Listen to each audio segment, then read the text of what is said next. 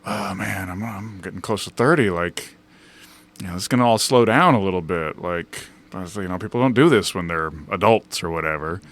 And then I got to be an adult, and I realized, like, oh no, we all still do this. We're all just way better at it now. It's not like there's no drama blowout at the fucking high school dance or something. Like everybody's banging everybody all the time. We just are good at it now, and it doesn't create drama. And we're in bed by midnight instead of 5. Exactly. Yeah, like we got work tomorrow. So, which is why I say, like, it's just about being more efficient at your childishness. Yeah. Like your destructive nature didn't go away. It just now is in a jar. Yeah. That you can take off the shelf whenever you like.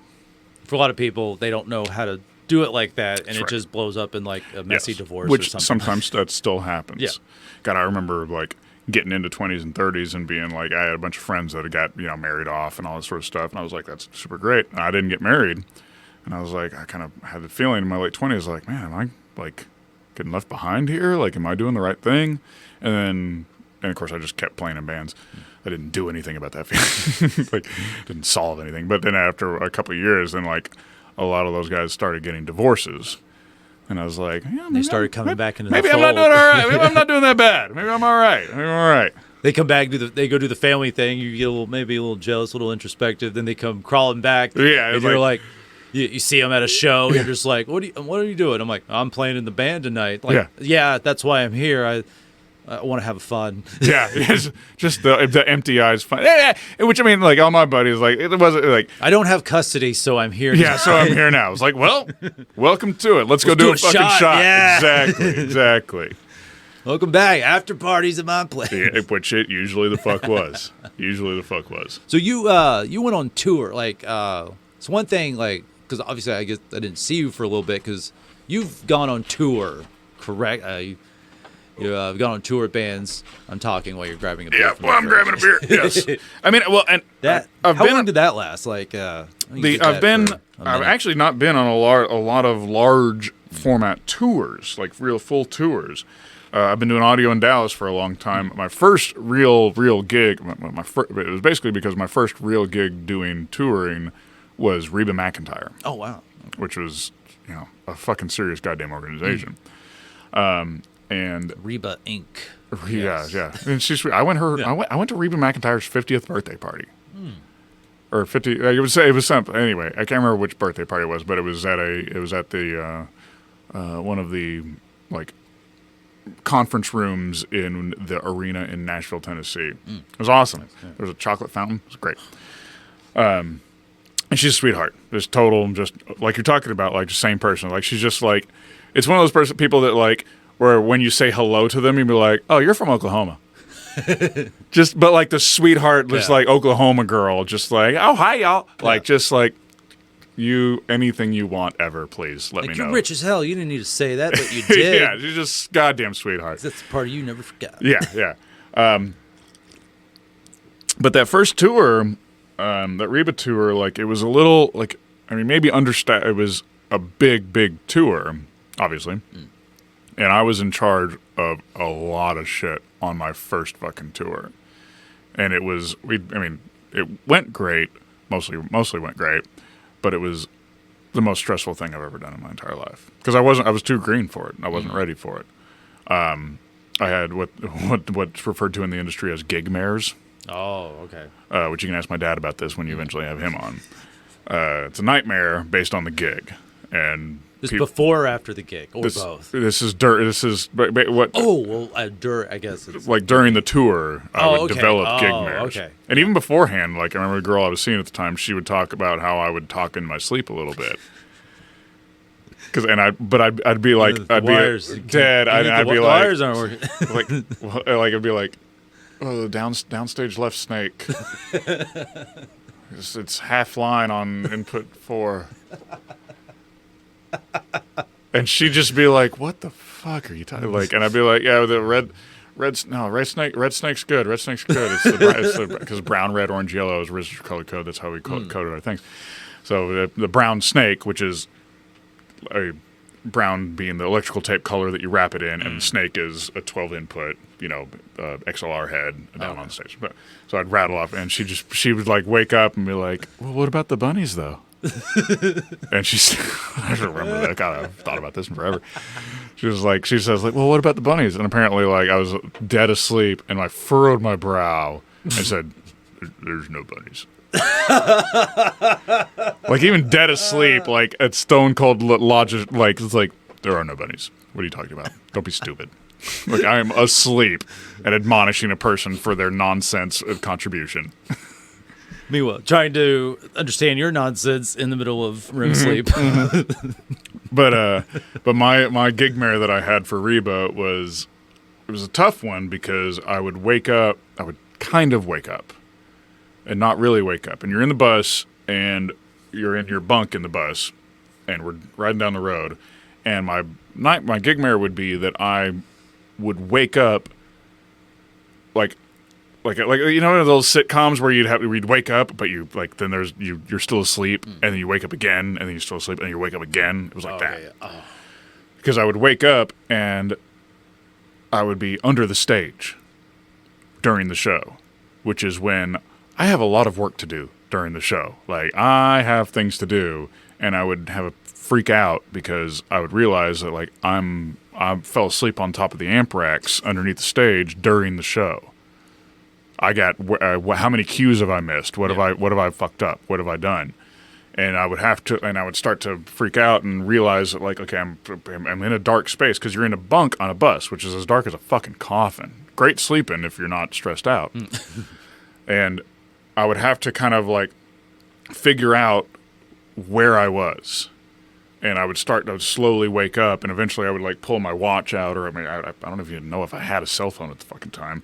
I think I had to have, and I would have to look at the phone and see what time it said, and have to reverse engineer that into waking myself up, to making myself realize that I'm not under the stage, it's not during the show, I don't have anything to do right now other than be asleep. So I'm okay. I'm doing the right thing right now. I'm laying in bed. That's like some weird ass Inception shit, man. It was fucked up, yeah. I'm trying to create a word for it, like deception, but I'm like, wait, that's already a word. But that's crazy. You had like, to trick your brain into remembering that you weren't living this nightmare, right? Mm-hmm. And that even though the nightmare is in kind of proper context of what you're doing during that, those weeks, months, you had to convince myself. Yeah, to be like, this isn't happening. Just sleep. Go to sleep. You're supposed to be the fuck asleep, you jackass. This can be some good sleep if you just let it be. Yeah, it's great sleep. I love sleeping on the bus. God damn it! Like, I choose the top bunk because it's got a sway to it. Sleep on a top bunk is the best. Just the other day, and I do like. I remember like living in Irving. We go to either one of my grandparents would either be in Arlington or Fort Worth. It was either like a 25 or a 45-minute drive home. Mm-hmm. When you're a kid. Sunday night, you're a kid, you fall asleep anyways. Falling asleep in the back seat, again, this is like the 90s. Yep. It's like, kid in back seat, you don't need a fucking seatbelt on. Yep. So I just lay down. Crash out. That whole thing's basically bed. You just crash on the way back. That was some damn good sleep. Yeah. And I always lamented the time where you knew you're too big to where your dad can't stretch out. No. Your dad would not carry you inside. He's just like, hey, get up. You're like, damn it. Those days are gone. So it was like, this is a kid. I'm just go put him in his bed. He's fine. Or brush his teeth later. Yeah. But you were never fully asleep when they were picking you up. Like it was like I'm awake, but I'm gonna let this happen. I'm not opening my eyes. I'm not opening my eyes, motherfucker. As far as you know, I'm asleep. Getting this free ride. Free ride. Got a lift ticket to ride. Oh man, but yeah, sleeping on the bus. That did it. I want to think it was just kind of like, I don't have to drive. I got no responsibility. Oh, it's so great. I have to sleep right now. Yeah, this is literally like I need to do this right now. I got to be. We're at load-ins at 7. Yeah, I have to be asleep right now. But a lot of people have gigmares. I think it's probably going away a little bit as the industry kind of like, or the audio industry. It's going to sound like I'm like an old guy or something like that. Like the audio industry has gotten softer. The touring industry, concert industry has gotten softer. And it's exactly what it should fucking do. Because my dad's an audio guy. I've been in audio since I was little. I've been going to concerts, and I've been working professionally since 2004 or whatever. And I've seen the changeover from like the old guys that are sour and awful. And like one of the ones that anytime I see somebody, an audio guy that's like shitty to lighting guys, that means you're old hat. You're passé. Because like that was a thing in the old days. Ragus, you're old because you said old hat. Old hat, yeah, I suppose that's true. That ain't the only Never reason. stop saying that. I love terms like that. But in the olden days of concert production, like it was awful. It was a nightmare. Like the amount of people, like, and I've talked to my dad before about like how like we don't need to bring lights to venues anymore because venues have lights. Like they have production elements there already. When my dad was touring and when I first started touring, like you'd show up to a room and it'd just be a fucking, like these people didn't, like there wasn't the gear, like you couldn't buy the gear that people can buy now. It wasn't as accessible to just like Joe Bob's venue in fucking Manhattan, Kansas or whatever. Now you can go to fucking fuck off wherever and they've got a world-class fucking PA system and a completely fucking solid lighting system because all that technology has become so much more available. Early 2000s and then even worse, 80s, 90s, 60s, blah, blah, blah, that didn't exist. So you would roll up to a place and they didn't even know what electricity was. Like, not, like they knew, like, but they was like, well, do you have power for us? Yeah. It's like, oh yeah, we got a couple plugs right here. It's like, that's not what I'm talking about. I'm talking about 3-phase, 208 volt between the legs power. And they didn't have that, so you would have to improvise all these things, and that creates a lot of static. That creates a lot of friction. Yeah. And now everybody kind of like has shit, and we don't have to be this mad. We don't have to be mad at each other about the gigs that we're doing anymore. You can be more malleable as gig to gig to gig. Like we roll in and they've got an X32. We wish we'd had an M32, but it's a console, a tough console, which is just you can get what would be in 1972 a like science fiction level of technology, and you can get them for $2,500. Wow! Like, and now so everybody has them, which is great. It makes everything fucking easier. Which is why I really hate when I listen to a band like recording that sounds like shit. I'm just like, I know nothing, but I know enough to know you should sound better than this. We have the technology to do this. This is like nobody's inventing this now. Like this has been invented. You're lazy and your recording sounds like shit. Stop saying you're a lo-fi garage band. Yeah. Just say we don't care enough. Yeah, we just didn't do the fucking work, you fucking losers. But no, like back in the day, like the fuzz though, man. The fuzz. Yeah, that's just that's up buzz. Your shit. It's that's you're not properly grounded. Somebody's gonna hurt themselves. You moron. But no, we would, like, back in the days, like, audio and lighting had reasons to hate each other because they were both trying to load in, like, the amplifiers that it took to power a concert-level PA system back in the day would fill the room we're sitting in, and more than. Like literally, like, the technology, the advancement in technology and the shrinking of literally a physical footprint of things, like how it's no longer a lighting rig is 12 trusses that are 2 foot by 2 foot by 15 foot, and we need 80 of them, and the lights themselves are 55 pounds fucking each, and we need 120 of those, and the copper that takes it to power them, each one of them has to be as big around as my fucking wrist, and we need 40 of those, and the power distribution that we need, like, we don't have that anymore. It's all LEDs, and all that stuff becomes smaller, and our load-ins become easier. So it's not, oh, the stupid lighting guy unloaded his equipment in front of me. I have to get around him. Right now, he can do that, and it's 4 little cases. It's like, oh, he's kind of in my way, but that's 4 cases. It's fine.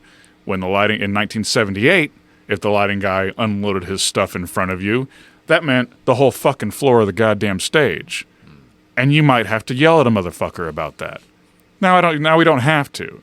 So whenever I encounter somebody that's still holding on to that old world sort of mythos as if it's cool, like, I shut that guy down. Like, there's no reason for that. We don't need to play these old roles of antagonizing, of whatever the verb form of that would be. Like, this shit is hard. We're working hard, but it's a lot easier than it used to be. And it should be. Technology's made it a lot. Technology has made it a lot easier. Everything a lot more flexible and easy, and it's compact and it doesn't take as much power. We don't have to fight over wattage at a venue, like things like that.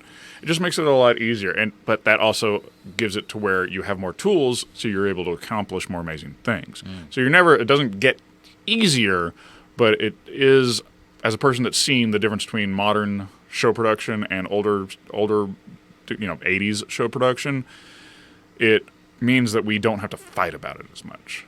Do you need as many people as you used to? No. Or can it? No, you don't. Not. You still need a lot of fucking people because you as the stuff gets smaller, you have more that you can do with it. But a modern digital console might be 2 feet wide, and I can carry it under my fucking arm, and it's the most advanced piece of technology, it's outside of NASA or something. Back in the day, you needed 9 guys to hold a fucking console. Like an old Midas XL4 or something with 48 channels on it. That's well over 1,000 pounds. Damn. So yeah, you need 9 guys to do that shit. And it was always guys back in the day. Now it was much more gender integrated, which is really super great. And our work becomes a lot more varied. And if I can talk about the gendered nature of it and seeing how women, and I know a lot of girls that are engineers these days and work in production in a lot of capacities, and seeing when I occasionally see the static from that happen, where somebody is that old world guy that looks at a chick rigger and is like, I bet you can't do it, which is the most stupid thing. She's here, she's at work, she can fucking do it. That's stupid. You questioning her is questioning the guy that hired you. Yeah, exactly. You're questioning the whole hierarchy that keeps you employed. Exactly. Asshole. This is we're not I'm bigger and stronger than any chick I work with. I'm not that big, I'm not that strong, and our work isn't that fucking hard. You know what you do when you need more labor? You put more people on it. That's all you have to do. You don't have to ask somebody to be a fucking weightlifter. And if you do it, if that's what you're doing, then you're doing it wrong. You're going to hurt somebody. You know what you do when something's heavy? You put 5 people on it. Oh, it's too heavy for that. Okay, we'll put 9 people on it. That's all it ever is. These are not complex solutions. We don't have to invent a way to lift a thing up to the thing. You know how you do that? You lift the thing up to the thing. We're not going to do a pulley system. There's no maglev. Just get some people around it and fucking lift, jackass. Yeah. That's all it takes. So that's what I have to say about that, I think. For the time being, anyway. Oh, okay. Man, so it has changed. Women, it has, absolutely. Women be... I can't think of the right verb. Women can do stuff now. To quote Anchorman. Women be sounding. No, women be sounding. Be mixing. It's what's the verb of what you do? That's hard to... Yeah, concerting. Yeah, it's tough. Tough. That doesn't make sense. That's gigging. Women... that can apply to so many things. That can apply to so many things. That's so many industries. Yeah. But no, women be lifted. Yeah, women be lifted, and they fucking do. Specific context. Yeah. Okay, we tried. Man, that's fucking.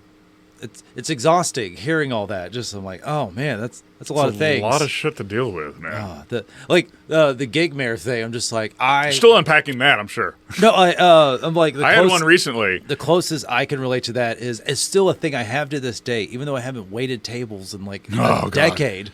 That's about outside of concert production, being in food service is the next closest thing. When I hear people's stories about food service, it reminds me of concert production. I still have, I guess, weight mares, serve mares, whatever you want to call it, where I'm at work, and for some reason, I got sat, and then I get triple sat, and then I get double. Oh God, double sat, and I'm just like, what? In the whole context of this dream restaurant I'm working in, and not dream in a positive context. No. And in that there are plenty of other open tables. Yeah, and I'm looking Why around. Why is it just me? And I'm trying to get the order down, but also in my dreams, I cannot write or operate a cell phone. You know what's funny?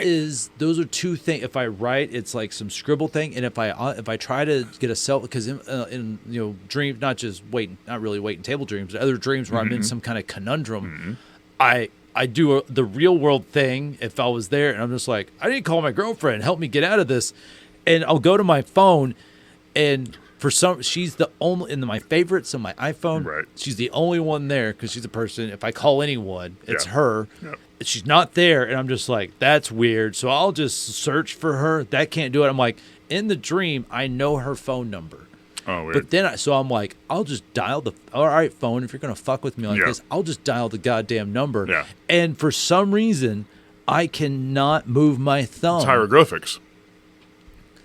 Is it Probably, yes. Yeah. Well, I've read about this about dreams. Can't even find. I'm trying to go 4, 6, 9. Her area code. I can't even hit those properly. Weird. And it's insanely frustrating because I know that that's happening. Right. And you have a meta thought about the thoughts that's happening. The dream has erased her number from my phone, and I'm just like, fuck you. Yeah. And I'm like, no, I know the number, and I'm just, I can't. I've read stuff before that talks about like in dreams, like you can't read, write, blah blah blah, because it's like they're just not that part of your brain. And I've read those before. I have no problem reading and writing in my dreams. Really? I think I've done the phone thing. Got like a Doctor Strange thing. Like there's something I don't know what project. Because like, and I've had pain in the ass with the phone, but that's because I eventually I can get it. But I think it's because like I was just stressed about the phone.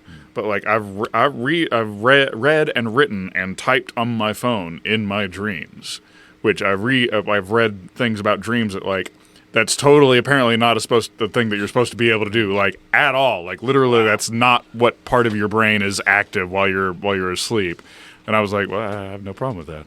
That's fuck you. All right, that's what that. I would have so many more calm dreams if I could just call somebody, and then probably at that point I would break the dream matrix and be like, okay, you haven't waited tables. Did you ever have a lucid dream?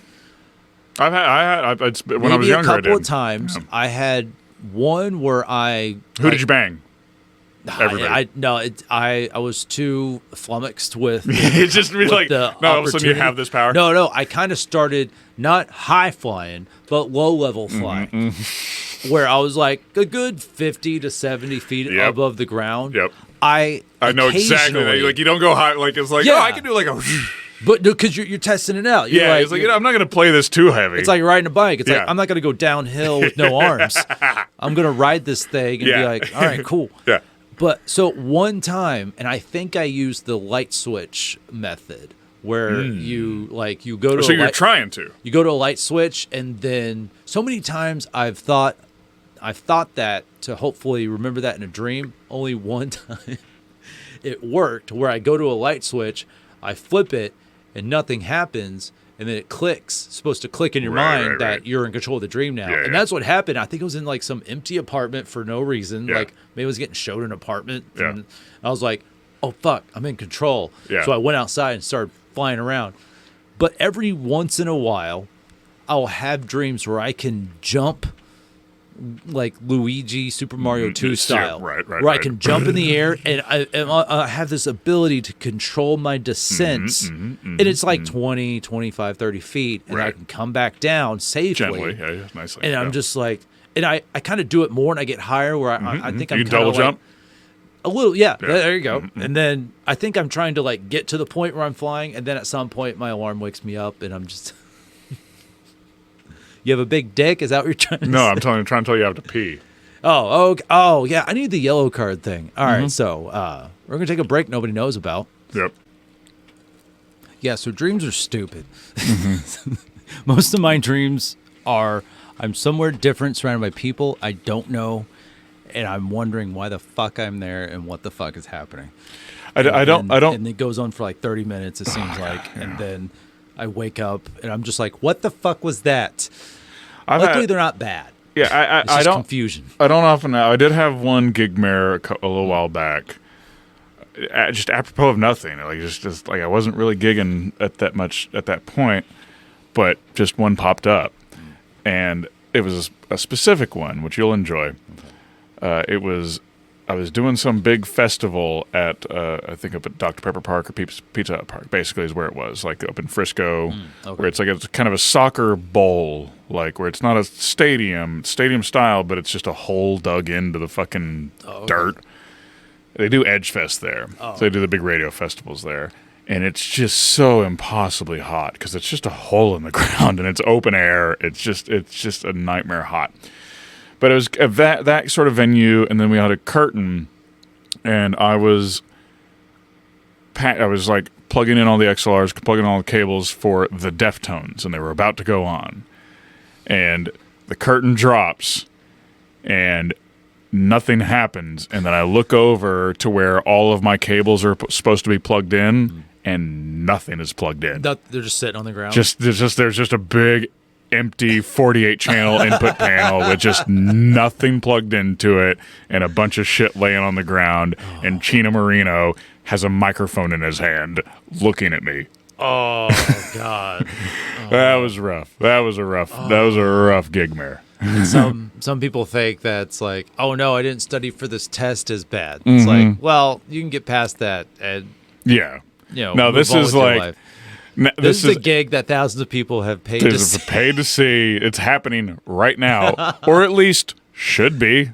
That's what literally. There, I'm ready to rock. Literally, every single human being in that building thinks that this should be happening, and I'm the person that's standing there having to it's going to be at least 12 minutes, which is not a large amount of time, but with the curtain dropped.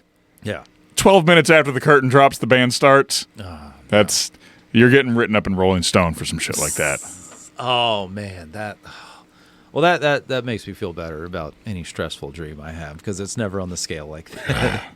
That's large. Yeah, it's large scale. I'd always say, and that's like from someone like me that's had Joe jobs, and I don't think I've ever had a job or a dream where I fucked up comedy wise. I don't think my brain's ever done that to me. Thank God. And then that I want to say probably. Well, the thing is, it's not the gigmare isn't necessarily about you fucked up. The gigmare is about this is now. Well, my gigmare that I had when Reba I'd fallen asleep under the thing, that was about fucked up. But that was also environmental because I was sleeping in a bunk on a bus, and so my brain manufactured this thing where it was like almost like you're dead and you're awake at the same time. Like it's a horrifying thing. But most gigmares like. And that's something that I've noticed about guys that have gigmares. It's like it's not that they fuck something up necessarily. It's that now everything's weighted on you. Now you have to, like one of my guys that I was kind of an instructor for me whenever I started working for Claire Brothers. His gig, which we all shared our stories about what our gigmares were, because everybody has them, that's a little scary also. Like just everybody has this same psychotic thing that happens to them. Like maybe we should address our industry a little bit, which is happening a little bit now. Anyway, but his gigmare was like the back of an 18-wheeler, and it's at an incline, and he's at the door end, and there's a bunch of gear up at the front end. We have a guest.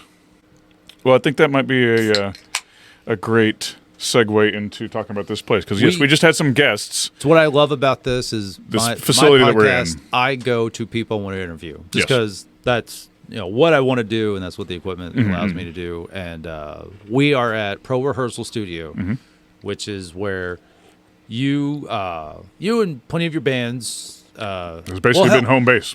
It's home base. Let's do that. That's basically it's home base for you and your community. And I've had a lot of fun coming up here, and it just seems like at any given night can turn into a party, which is something I'm like, this is all right. This is what I want. Like, you can go to a show and have a good time and everything, but when you know people that are in bands, especially some of you that knows part of the sound and making everything like all shit run as also being in a band, but like the rehearsal space, it's a unique space. Yeah. It's unique energy. Okay. This is really I've been to like one other kind of like recording studio, Right. but this is a rehearsal space, Right. and I guess do they also record albums here too, or is it just pretty much? Yeah, not really. I mean, Okay. I do, but Okay. I mean, there's not really a dedicated facility for that other than whatever I'm doing. So Pro Rehearsal, we're off Iron Ridge Street, Iron which Ridge, is 3150 Iron Ridge Street. Just totally, it's like Such a you great name, badass yeah, name. it's like you name the street. Yeah. But Like whenever I would play SimCity, the name of my city was always Iron Ridge. oh, okay. Yeah. So how did you become like? How did you like start coming here? Or Well, what? I come here often. About to come here right now. Oh, okay. We're already here. We're already You here. perv. So how did you first like? Is it like someone like? Did your dad just know people that were already operating It's like here, I think you know, honestly, you'd have to ask my dad because I mean, I've been coming here since '99. Seen 3 or 4 owners through the place, which is the guy that owns the place currently, Jeremy Mercer. He's owned the place for most of that whole time. But yeah, I mean, literally like looked up an ad in a newspaper or something like that because I would have been that 99. Like it wasn't you found ads online or something like that. Like there was internet. freshman year? Yeah, right, exactly. The year I started playing bass was November of '99 when I started playing bass guitar. And my dad found this place, which this facility has been a rehearsal facility, a music facility since the 80s, I think. It was DLP, is what I understand to be the case way back when. I don't know if the veracity of that fact, but it's originally this building was built in the late 60s, early 70s as a like an auto parts manufacturer house because we're like in the river bottoms of like the Trinity River. Like this is all industrial area, blah blah blah. Real blue collar job area. Yeah, like people are swinging hammers and hitting hot metal with them and stuff. And then it was auto parts manufacturing for a long time, and then it became a medical facility, but not like a live, not like a place where alive people go to. Like it was like a research place. Oh, okay. So one of the wings that they built onto it, which is actually when I had the big studio here, they have a studio space here, and I had my control room was the old radiology room, and it's all lined in lead. Oh wow! So like I had this Faraday cage of a control room, which is really great. Unless you needed to get a phone call, you had to leave the room. But it was like cadavers is what they would deal with in here, and then it became a rehearsal facility. Shit, you didn't want Superman to see. Yeah, exactly. And then sometimes pretty sure that's the first joke ever made about that room. It's clearly but yeah, no, it became a rehearsal facility, and so. God knows how many. Like anybody that was, like fucking SRV, Stevie Ray Vaughan would have been playing here at some point. Like shit like that. And that would have been none of their main place, but this place has been a music in Dallas stalwart for 40 years. Wow. At this point. But I came in '99, and the old owner, once again, Dad just found it taking back to the time, it was an advertisement in a newspaper or something like that. That's how you had to find shit then. Huh? So. That's how you found shit. You just you had to pull up a piece of paper and look at it. It wasn't a shitty idea. It wasn't be like, oh, this place has to sucks. I found it in an ad in a newspaper. That's some 2021 shit. Yeah, no. This is how they did it at that time. Oh, this place wants me to know it exists, and it's they have an advertisement in the newspaper that I happen to read right now. I will go and check it out and see their prices. Yes. Yeah, we had in my first band, Off World. Oh, okay. Which I still think is a great name for a band. Not bad. Yeah, no, yeah. Right? Solid. Yeah. I got that from almost reading Dune. Oh. I didn't read Dune at the time. It. I did. I have read it now. Oh, okay. I have read it, by the way. We can talk about that. Did you keep going? No. I did the first one. I've read about... So Frank Herbert. Yeah, you're a real nerd on the whole Dune thing, aren't you? 6. His son and the other guy wrote 2 more, so 8, and then there's like a beginning trilogy. So 11. I've read 11 Dune books. I'm kind of done. They're writing more. to expand the early history. You know, I was hoping that they would be able to expand it a little bit. I was Yeah. really looking forward to a little expansion in the Dune universe. Really open it up, you know. See what does it really feel like? I've read Foundation, man, and that was like I haven't, and I want to, but Foundation's it's an encyclopedia. It's criminal that I haven't, because it's like, well, you like Dune so much, nerd. Go read Foundation. Yeah. I'm like, I will. Yeah. I just got to get around to it, but anyway, Foundation, like there's some sort of parallel that could be drawn between Foundation and this building, because it's just ever expansive. It exists throughout, irrespective of generations. Like, I've known people that aged out that used to play here that don't play here anymore. I've known kids that came here and grew up here and now no longer play here. I know people that are my age. I know me, and I still play here. Like, there's an interesting, it's a unique place in the universe, and it's a unique place in a lot of people's lives. I can see that. Like, first, I don't know when the first time was, but it was you that hit me up for some whatever party, or like you don't even call it a party, because it's almost like a given. You're like, hey, we're hanging out at the studio, and I was like, okay, cool. And I come and like check it out. People like hanging out in the front. You walk in. And like you hear live music coming from various rooms. And it's like people are jamming, and it's like you can just go into one of those rooms. It's like an after party at a show, but this is one thing I hate. Like I hate going after hours of someone's place with. If it's people you kind of know, kind of don't, and you go and you're like, I'm not going to go to your place because there's little to no supervision over you assholes. Right. But here, it's because you're on a property, you're on a business, so there has to be a level of respect of where you're at, what you're doing. There's expensive equipment all around. But obviously, some shenanigans have taken place at every rehearsal But that's a studio great point to bring up, is that it's like the people that are going to be the most chaos elements are also the people that own a lot of that equipment. These are the people that actually they have an innate respect for the equipment and for facilities and for the infrastructure behind them. And they're psychotic people. So you get this interesting balance of like off the fucking rails parties, nonsense, stone cold nonsense that doesn't break anything. Like we spill things all the time. Yeah. I just had to rebuild a console one time that I spilled a double wild turkey Dr. Pepper onto. That's an acidic mix right there. It's like, what's the worst thing that you could possibly spill on a Mackie 1604? Well, alcohol, because it's going to have the sugars, acids, so the soda, and then maybe some more sugars. So it's going to be Dr. Pepper. God. Yeah. Good God, that was a fucking nightmare fixing that shit. Coming here is, and that's kind of going back to like your childhood thing. It was just kind of like, here we are partying, having fun, being children, but also doing that in a coordinated enough way as to not, hopefully fuck up the giant speakers to my left. Yeah, because those speakers are mine. Yeah. Or the guy that just offered you a bump. Yeah. Those are his speakers. Yeah. He's gonna do, like, there's gonna be awful things happening, but the people that are giving you those awful things also have the equipment there. It's so weird because it's like it's a 24-hour place, right?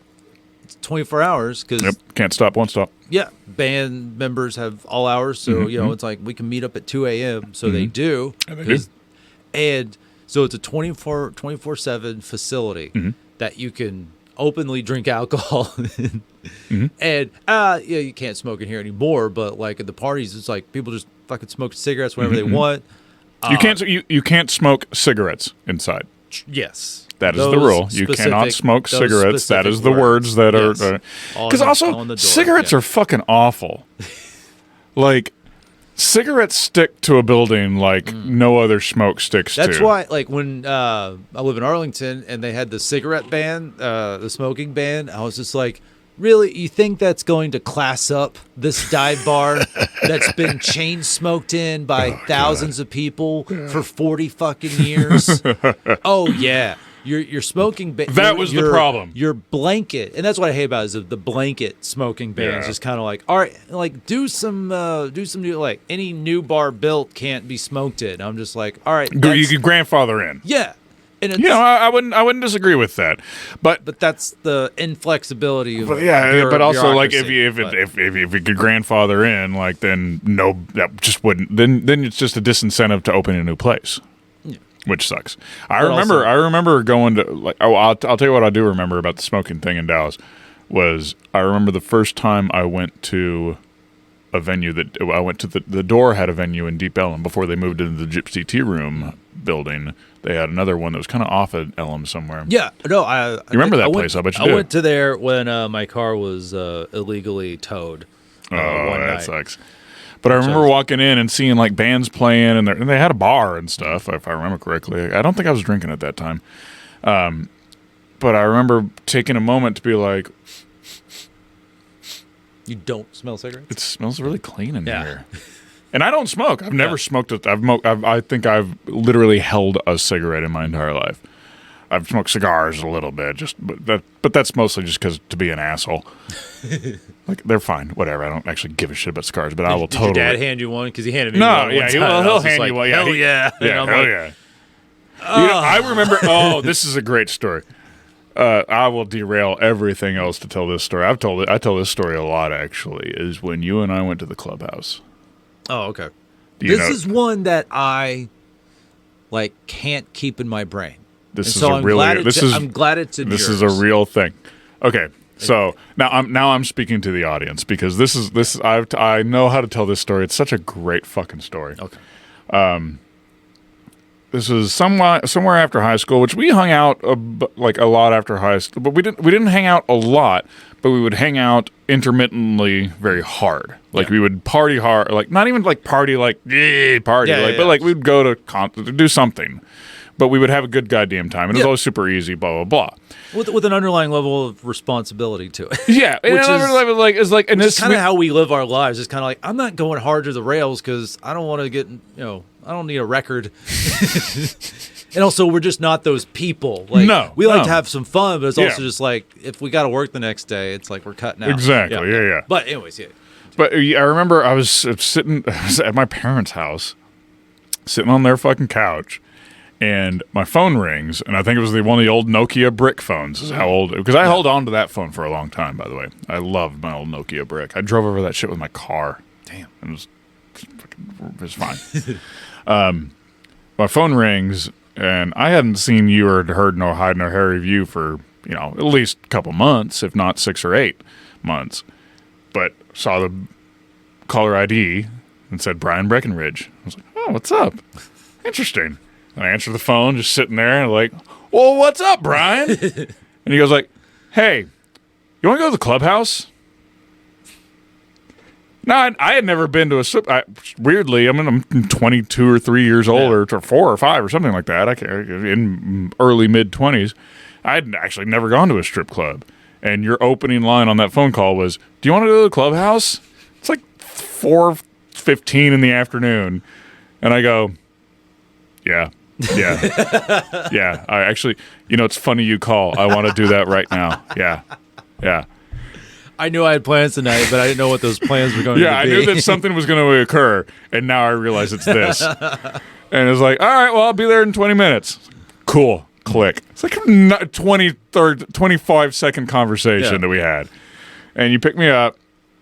And we go to the fucking club. Anybody that doesn't know, the clubhouse is you have to yet another unique place in the universe. The clubhouse is the strip club owned by Vinnie Paul and Dimebag Darrell, the drummer and guitar player of Pantera. Which maybe we should unpack Pantera at some point later on in this conversation, because there's a lot to unpack with Pantera.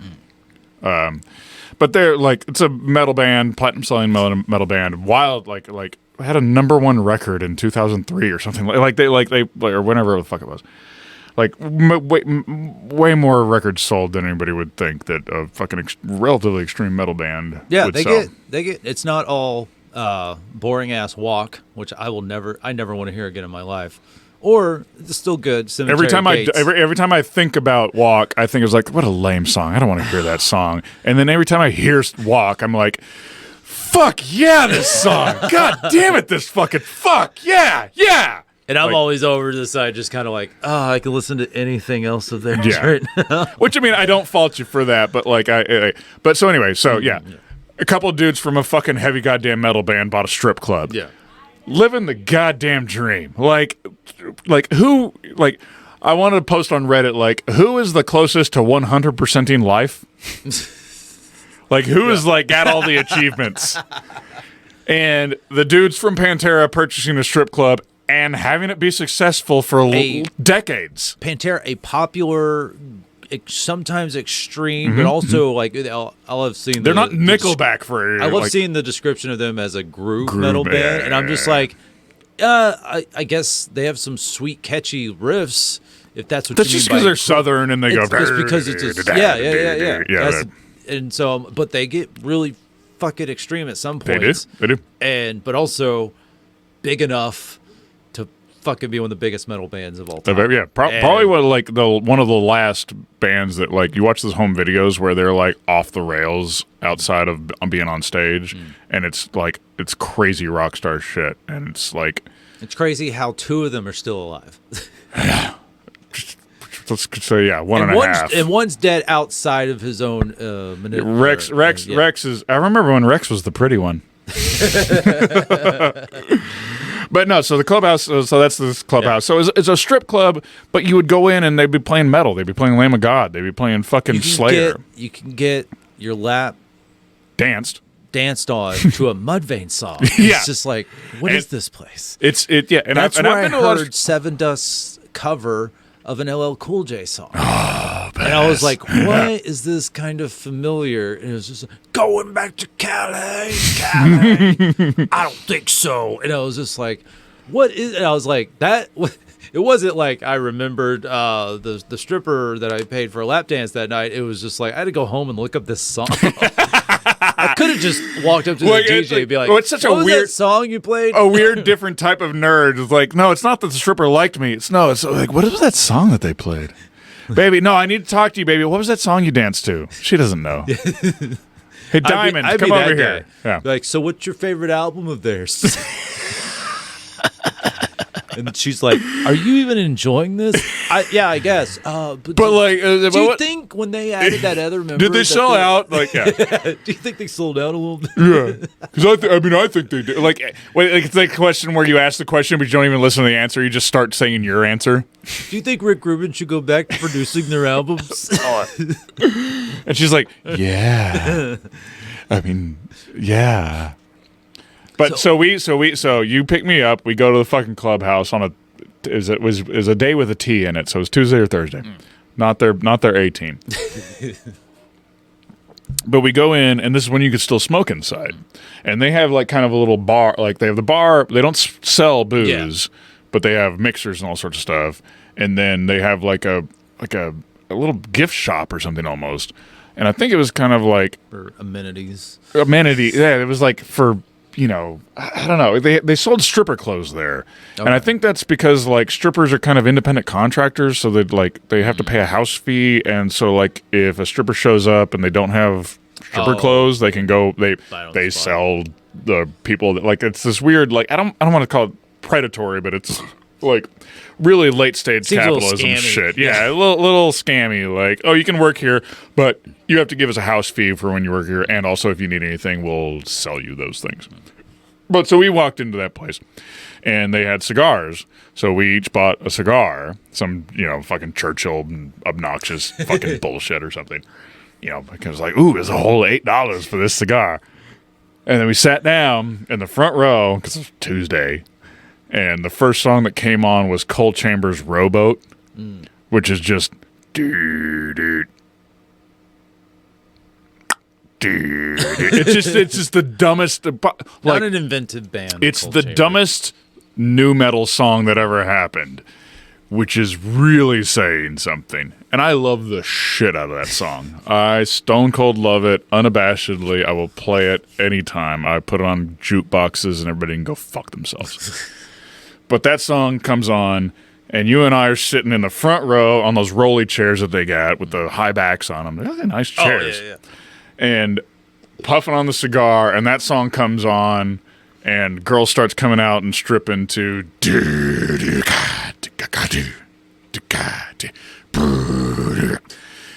And I'm puffing on a cigar, and I think I looked over you and was like, yeah, we're going to have to do this again.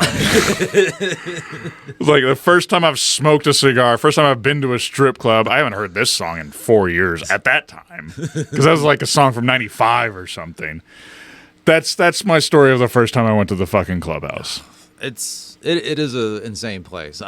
Was. God rest its soul. Oh, did it close? Yeah, it's still it's another strip club. I've actually tried to convince Jeremy Mercer, the man that owns this building, to buy it, and he's close. I got to work on the wife now. I got to work on Tammany. Was it a COVID casualty or? It was a Vinnie Paul casualty. Vinnie Paul died, really? and I think that's what it was. Is like once there's no longer that hierarchy there, like it's just it's like metal bands aren't gonna come here after the show anymore. Exactly, you're dead. basically, yeah. Oh, that kind of sucks.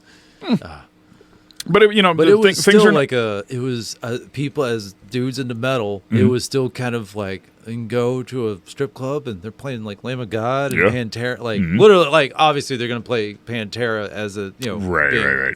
Guy being. But you'd hear Kiss or fucking like you'd hear all sorts of shit, like shit that you're not gonna hear, like we all want to hear Pony while somebody's dancing, but let's listen to some fucking. I think I heard that at the clubhouse. I'm sure you have, because they don't discriminate. No one would complain about Nobody that would song. complain. But also maybe let's hear some Fear Factory while I got some titties in my face. Yeah. And you can't get that nowhere else. So I hope that I can convince somebody to reopen that goddamn building. I mean, it's open right now at some other fucking strip club or whatever. But and which is so funny because but not metal. It's not a metal place. And, of course, the metalheads, I don't know if we're a dying breed or if it's just getting different now. They're getting serious. Well, artsy, metal, maybe. There's something, the Billie Eilish song, the Bad Guy song, which is a weird song. Do you know that? You know the song? I know, yeah. I pulled it up, because the video's weird.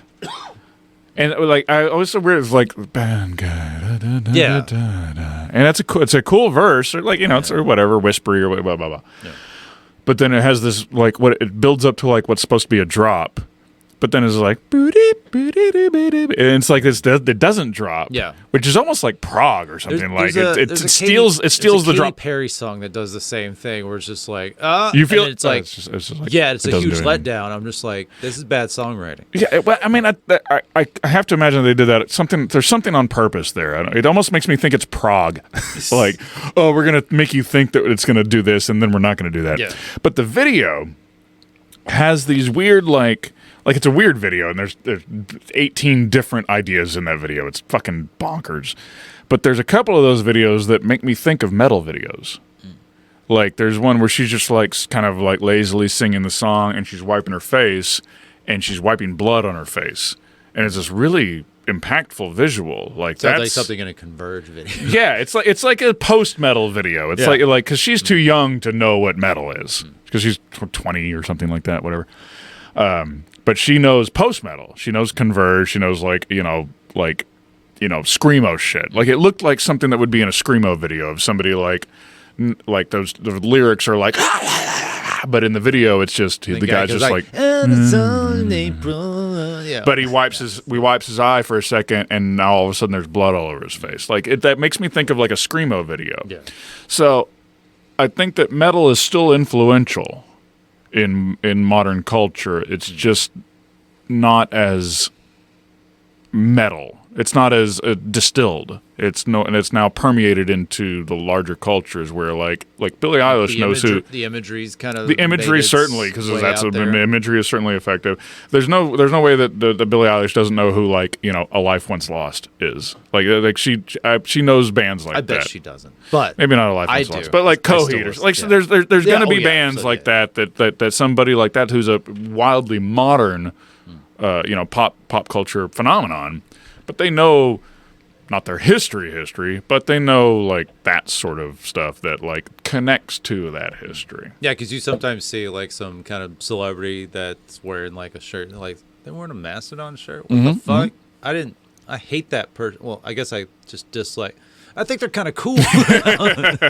Completely flips your script on that random celebrity. You're like, what the fuck? Are they cool? I guess I got to rethink everything they've done. It's tough call because you'll get because the metal shirts have kind of passed into being like part of the cultural zeitgeist, where you get a Kardashian wearing a Slayer shirt. Yeah, and you have to be able to parse whether or not that is she saying what she thinks she's saying? Like, no, fuck this bitch. I don't no, fuck that. No, this is shit. Like, no, you're shit. This is awful. You're shit. You don't deserve to wear a Slayer shirt. But you see, there's something I saw like that. It wasn't Billie Eilish, but somebody like that. Like if I saw Lady Gaga wearing an Exodus shirt, I'd be like, yeah, I believe that. I 100% believe that. They just went a layer or two below, and were just kind of like, all right, they didn't randomly find that. And I highly doubt their personal dresser was like, wear this thing, because they don't know. Maybe a random moment they found it. It was just the image. Yeah. And it didn't matter what the band was. It was just like a really good shirt. And maybe it found its way to them. But there's sometimes you're just like, like you said, like, oh, we're in an Exodus shirt. What the fuck? Yeah. That's on purpose. Yeah. Like, and if I saw it's metal, but it's also a biblical reference. So, but they know it as a biblical reference. Maybe. And I just have a hard time thinking big time celebrities do anything cool that isn't pre-programmed. And even then, fuck their handlers for even doing that in the first place. That's why I'm like, all right, I got to keep digging more underground, and I'm like, I got to find a band that just no longer does anything, or something that's even more underground and cooler, but not to the point where I have to like mail order 45s to my house. Fuck that. I'm talking searching on Spotify because I'm very lazy, and I don't have space to store physical albums. space or mental space, really. Yeah, I remember that you'll like there's two elements of this story. It was probably 12 years ago or something like that. Mom and I went and saw Nickelback. The first thing about that is that Nickelback is fucking awesome. I've never understood the overt, massive amount of hate that's got. I get it. You can call them lame and hokey, and I'll be like, all right, yeah, fine. I don't own an album. I don't listen to it. I don't understand how it's like if you like Nickelback, you're this, and this as well. And it's like liking Nickelback is the equivalent of all these other like possibly bad things, and it's just kind of like they're like they're not bad. Like even to my taste, they're not bad enough to hate. Right. I was just like, they're not anything enough to hate, really. I'm like, Nickelback, like, they're really that. I'm like, they're so bad, according to you, that they deserve this level of ire. Right. It's like, and I'm just like, I think people are reaching with that. I think I would agree with you. There's plenty of other shit like Diantwoord out there to actually hate. Diantwoord is a fucking thing. That's a weird fucking thing. Which I understand. They're weird as shit. I just love to hate them. But those people are like, there's a lot of music history of people like doing like fucked up acts to like accentuate themselves or blah blah blah. Like Diantwoord, it didn't take me long of seeing like a video or two where I was like, oh no, these people are messed up. Like it's not like I mean, I'm sure they're good at music industry stuff, blah blah blah, but like no, you don't arrive at this without being unwell. Yeah. And I've heard stories like that. Like I've read Reddits about like that. Like there's, like cancel worthy things, and like they're like actually like fucked up and which I mean like. I hope. Yeah. The world would make less sense if they were all nice. Yeah, I hope that's one thing. I hope my gut reaction, my visceral gut reaction, is validated. Correct. Like these people are messed up. They stabbed a homeless guy and recorded it, and I'm just like, I knew it. Yeah, that makes sense. So that's why that video looks like that. So Nickelback, like, we ended up. We had some friend on the crew or something like that, and we ended up going to the show at American Airlines, and. Are they headlining? Is that? Oh yeah. Okay. I mean, they had some band. There's like Shinedown or something. I don't know. Which love the guys in Shinedown. Love Brent. Love Zach. but they came out, and I was okay. I have to figure out which order to tell these two stories in. I think the first one will be. I was like, Nickelback's so lame. Like I didn't hate him or anything like that, but I didn't want that scarlet letter on me of I'm going to see Nickelback. Because, like, I mean, I would defend Nickelback. I hope nobody I know sees me. Well, like, if anybody I see, it wasn't, because anybody that I know saw me, they would know that I knew something that they didn't. They would trust my perspective on it if I was at a Nickelback show. I wouldn't worry about them. I just didn't want to be another middle-of-the-road white dude at a fucking Nickelback show. So I decided, all right, well, I'm going to wear, which not that I decided, I had this shirt from the band Overkill, which is one of my favorite shirts at that time. Overkill Jersey fucking metal band. Like, real, like, they say the big four, Metallica, Megadeth, Anthrax, Slayer. Yeah. Like, Overkill is in the next four. Yeah, they're on the like B Testament, team. Yeah. Exodus, Overkill, something like that. Cannibal, maybe. But so I had this badass. It was not Ed Hardy, but it was like over designed, where it was like the logo was all over the whole shirt. So I was like, if I'm gonna go to see Nickelback, I'm gonna wear my goddamn Overkill shirt. I'm fucking like I'm just like not like just I'm gonna do this for me. Yeah. And then as we were walking around, I saw a bunch of girls dressed nice with dudes who were with them who were wearing Slayer shirts and Exodus shirts and blah, blah, blah shirts. And I realized, oh, every other guy here is doing the same thing that I'm doing. Wow. Like, every guy here is like, well, I mean, I'm going to go see Nickelback, but I'm going to be like, I'm still a metal guy. Like, you know, doth protest a bit too much, basically, in shirt form. Like, I'm too metal for this shit, and I hope my girl dresses so too nice. Yes. To where it's a given that's just like, I'm here because she wants to be. Yeah. But then Nickelback comes out and fucking slays it. Really? Destroys. That's the thing is, I've heard the Photograph song. And maybe whatever their other hit, like I've never heard any of their other shit, which is a thing with so many bands that, you know, are good or bad or in between. Is so like you hear like the other songs on the album, like you've heard one song off one album that gets played an insane amount of times, right? And you have no idea what the fuck they sound like, right? And that's one thing that like got me into really digging into bands. Like when I was like discovered, like first it was like 311 through Anthony, and then nu metal, which was just a natural progression from that, and then punk, and then hardcore, and then metal. Right. But as you progress into that, you may or may not know. This is one thing that's always interested me, like your underground bands that aren't getting any play, they might get a mention on a website here or there, is like finding out, because you go see a band like Nickelback or something of that degree, you know what they're ending on. Right.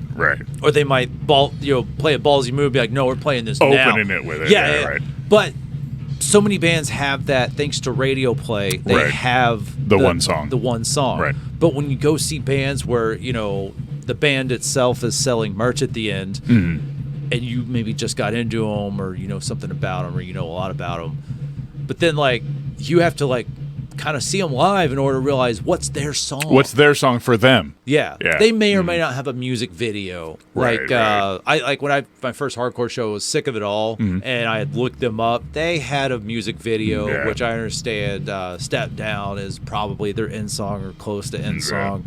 So I'm like but even bands, you know, that might be kind of popular or something, it's like, what's their song? What's the song for them? They don't have a Photograph song. Yeah. But even Nickelback, I know, has something harder than that I just totally forgot They play about. Rockstar or something. That's it. Yeah. How you gonna do it? Like that, like, which actually, like one of the country band that I play in, I volunteered. Like, we could totally do that Nickelback song. I'll go up there and do it. I'll do the Billy Gibbons part. That might get some shirts off. What you gonna do? That might get us flashed a little bit. Nobody flashes at shows anymore. Yeah. And you know why I think it is? OnlyFans. I mean, basically, yeah. It's because I mean, really, like the introduction of camera phones. They can DM their tits to the band. Yeah, they can. Well, I mean, I even don't give everybody at the show. It was camera phones. That's what stopped it. So someone else can get it. Well, no, Maybe. it wasn't. No, it wasn't a defensive thing. It was that the girl that wants to flash at a show, she wants to get that energy out. She takes it. She already is able to get that energy out by texting things to people. Yeah. So she shows up to his concert and she doesn't have that energy to get out anymore. Okay. That's what I think it is, because I remember going to shows and like it was like bonkers. Going to see Limp Bizkit at Bronco Bowl and there's just girls naked, like naked, not like, oh, my tits are like naked, and they're not like part of the production. Like these are freelancers, you know, like, and that's they're not backstage with the white tank top and the red hat. Yeah. It's like, no, this is just like we're just at a concert for this. Oh God, you would love this little story. I went and saw Whitechapel. Okay, so Whitechapel? So Whitechapel. The popular enough for a deathcore band. For a deathcore band, yeah. Saw's the Law. God, I fucking love that goddamn song. That rap part in it. Anyway, so I went and saw Whitechapel. I went to that show by myself. Went and saw them at Tomcats West. Okay, yeah. I remember when that show came around. And there was a girl in the pit, which is a big, just a large person, like almost as tall as I am, and just a refrigerator of a human being, and just trucking people in the pit, just fucking trucking people, with her top down and her tits out, very much on purpose. Okay. Like an intimidation tactic. It was weird. It was this like hyper aggro thing, and I really was like, I was fucking there for it. Yeah. Like, yeah, you're making a very like at one point, like her top accidentally came up and covered her a little bit and she pulled it back down. Like it was like, no, I am making a very, very specific statement here. And I want to fucking hang out. If that girl hears this podcast, please fucking text me. Nice. Yes. I want to hang out with that fucking hardcore ass chick. Like that's a statement to make. Yeah. God, that was a good show. Damn. I was Tomcats. One time I was there. I knew there was like a giant show of like 8 bands, and mostly bands that would be like, oh man. And but one of my favorite bands was playing right in the smack dab middle of that show. I think it was a combination of 2 shows or something weird like that. It was a Shai Hulud, which Dune reference, by the way. Oh, really? Have you heard Shai Hulud? Familiar with them at all? I don't know if I am. They're just an odd-ish hardcore band. Okay. So one of their maybe not first singers, maybe second or maybe first, was the now current, not in legal trouble, not him, the guitar player in Newfound Glory. Oh, did something happen in Newfound Glory? One of them, yeah. What do you think a pop punk band might be arrested for these days? What's the common trope? The young ones? Exactly. Yeah. But not him. I think his name's Chad something. He was the singer in Shai Hulud. Okay. Shai Hulud is also the reason I started listening to them. One, I like hardcore, but also Shai Hulud is also the name of the desert people, the Freemen of Dune. It's what they call the sandworms. The Shai Hulud. So I was just like, how is it that there wasn't already a band called that? That's amazing. Hardcore wasn't smart enough yet until Matthew Fox, who's the main guy behind, who writes all the stuff in Shai Hulud. Yeah. So they're on this show, and Chad Murphy or something like that. He's not in the band anymore. He's not the vocalist. But so it's basically Matthew Fox, who's like 10, 15 years older than us, and then it's Matthew Fox and the Replacements. Right. But it's these young, good musicians, good players, good energetic guys, and he's just a guy that's just fucking shredding up there. Right. And so it's him and like dudes 10, 15 years younger than him playing, the music he wrote. So, and they're in the middle of the concert. I knew the girl who was involved in the talent buyer that booked the show, and I hit her up and I was just like, hey, could I get on the list for this show? I'm literally there. I want to see one band and I want to buy a shirt. I want to say hi to who I can in the band. Right. So I'm a huge fan of theirs. I don't give a shit about anybody else. on the show, and I don't want to buy a ticket. She's like, yeah, totally. So I go there. I'm there. Band before them has a bigger crowd. The band after them had a bigger crowd, and the crowd kind of was just like dispersing because Tomcast is kind of long. They're kind of hanging in the back, doing whatever. And I'm up there, like front stage, right from my perspective, like a stage left from the bands, and I'm sitting there just like, house right. There you go. And then, like in between a song, the lead singer is like, guys, thank you so much for coming out. We know we're a little bit different from the other bands here tonight. And I'm off to the side. I go, you mean better? And like he looked at me, I think, and Matt Fox looked at me, and I think they both like cracked a smile and started laughing. I'm just like, no. I'm here for you fucking guys. Yeah. Because I think they were kind of like, oh, this guy's here. Like he probably knows likes. What's up. Like, if I had it'd probably be like, oh, here's the Converge guy. They just have these weird fucking time singing. It's a hardcore band that you can't wait for the... Like, maybe if that part comes along, if the chugga part comes along, you're not expecting it. Because that shit's so weirdly put together. Yeah. And also... It comes out of left field. The Dune reference really, really... They tell you who they are. Yeah. And their lyrics are fucking...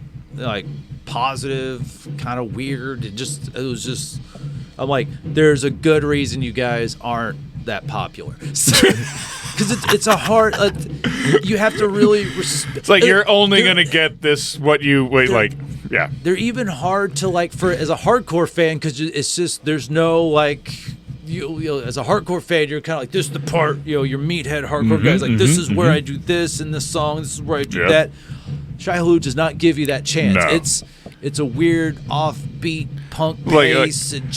But I was like one of the times I saw Hatebreed, and Jamie Joss is up there and is like, this next song is about believing in yourself. He's like, thanks for the update, Jamie. Yeah. It's like, this next song is about overcoming adversity. Cool. This next song is about seeing what the world should be and making it be that way. Like, yeah, I kind of figured it might be. Like, I don't mean like I hate to be like the musician guy that's like over it, blah blah blah, whatever. But you fucking, over it. But I already am, and like that ship has sailed. And I fucking love Hatebreed, but it's like it's so funny, like seeing that kind of. I would totally see them to this day. It's so fun. I'd rather not pay to get in, but if I get in for free, I'd have a blast. Oh yeah, it's a great time. Perseverance. I remember buying that. It was just like, this is insane. This is so heavy. I remember running to the Hatebreed played a show at the Palladium before I worked at Palladium with Typo Negative. Wow. Okay. Yeah, one of the 3 or 4 times I saw Typo Negative. That is something I've wanted to at some point bring up. Yeah, is Typo Negative, which unprepared. You're wearing a Typo Negative shirt. I'm a 36-year-old man wearing a Typo Negative shirt. Yes. So they've been a band you've really liked for a long time, obviously. I don't know, for whatever reason, maybe I falsely lumped them in with like Marilyn Manson or something. That's not which false. I've never liked Marilyn Manson, and just like, because I'm like, oh, shock rock. Good stuff. And I thought maybe shock rock is important. It needs to happen. I know, yeah, I get it. I understand that. It's just even musically, I'm just kind of like, But even I feel validated with all the recent Manson stuff, where I'm just kind of like, I knew he was a piece of shit all along. It's weird. I didn't say he was a piece of shit, but I just didn't get into him. Yeah. And I said that with my silence or something stupid like that. It's a good band name right there. And I just never, or at least that sounds like I said that with my silence. That sounds like that's an ISIS album title. Ah, yes. Or maybe Pelican or something. Probably that, because ISIS has In the Absence of Truth, like that works. Same thing. That.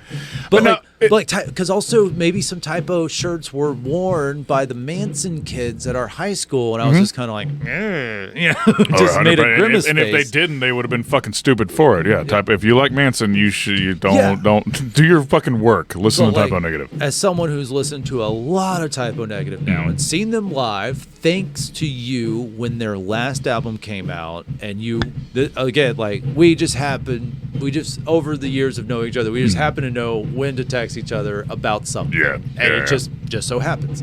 And you hit me up. There's just like, hey, Typo Negative's dropped a new album. We're listening to it. Me and some buddies listened to it at the studio at the rehearsal space tonight. I was just like, yeah, I got nothing going on. And so you showed up at literally Taylor, 8 feet from where we're sitting right now. Okay, yeah. It was you, Taylor, and I think Eve, maybe Eve, his girlfriend at the time. Yeah, it was a goth chick. Yeah. So I think it was just us, and just brought some booze, smoked some weed, put the album on the big giant fucking PA. Exactly. And so I slammed it.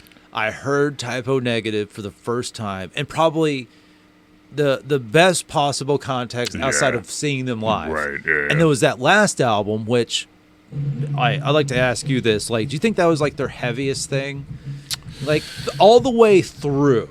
Because I've listened to plenty of albums all the way through since, and they definitely had some times where there's kind of like, a little like, almost like a ditty, a typo ditty of sorts.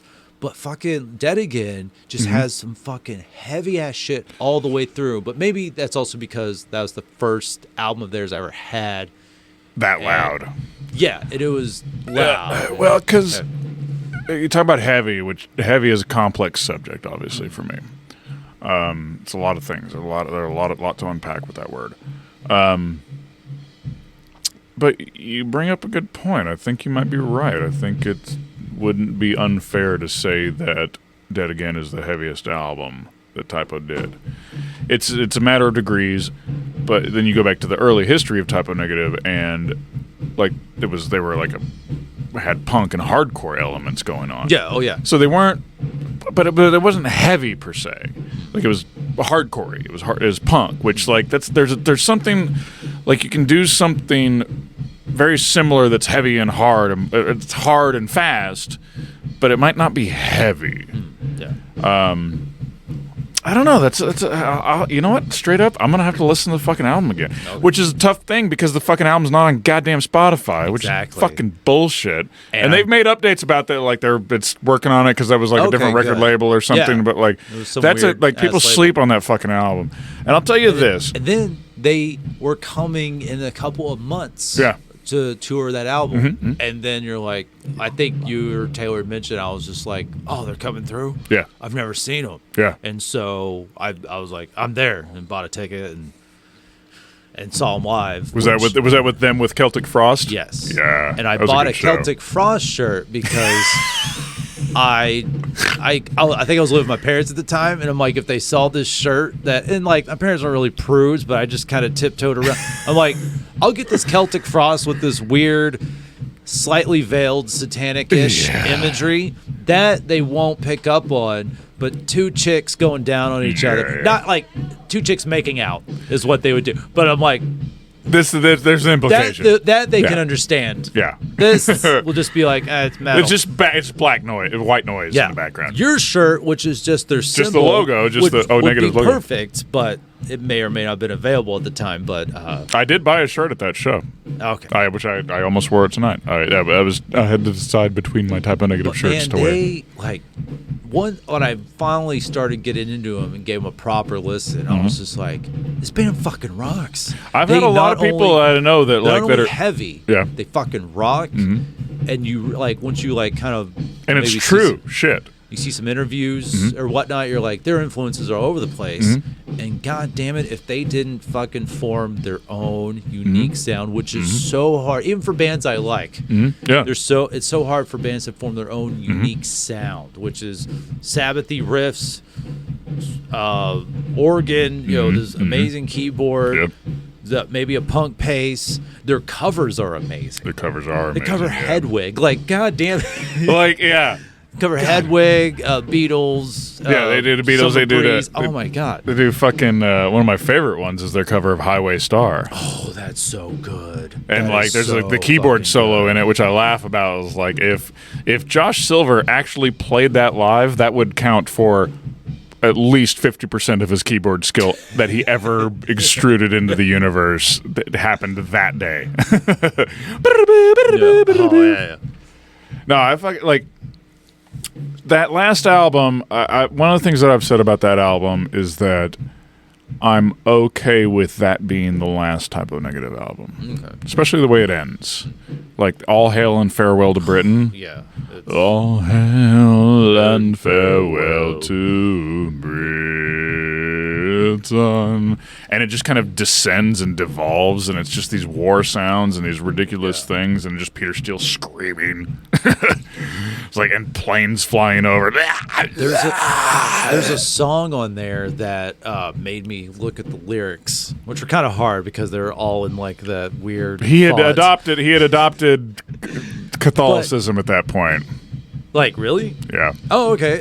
But there was a song where it had a lot of biblical reference where like it was a lyric that I heard stuck out to me. Like, what the fuck did he say? And I had to go. It's like, even he was talking about Adam and Eve. Like, Eve in fact was raped. And I was like, what the fuck? I'm like, whoa. Like, because when I'm driving and listening to music, the lyrics. You don't want to hear about the biblical story of being like, oh, wow. And I was like, what the fuck? Because I respect good lyrics, but if I'm listening to music, I'm driving around and I'm paying attention to other drivers. You're busy. So I don't have time to hear, especially don't if have it's time to heavy. Hear. Yeah. You don't know what they're growling, you don't know. No. But like that lyric just stuck out to me. I was like, what the fuck? I got to go and read all the lyrics. Yeah, to this I had to song. pull over. If I had a smartphone at the time, I could bring them up and be like, I got to pull over on this highway. This is good. Yeah, this is fine. I was like, oh my God, that was something else. But that's just the credit to fucking insane shit. Because I want to say that the song These Three Things definitely had a pro-life vibe. Hardcore. Yeah. Yeah, and I was just kind of like, and I didn't know if that could either just be Peter, it could have been his personal beliefs, or as a writer, you're just taking like, what if someone's writing it from this perspective? And I was like, well, I'll give the credit to Peter. It could be either way.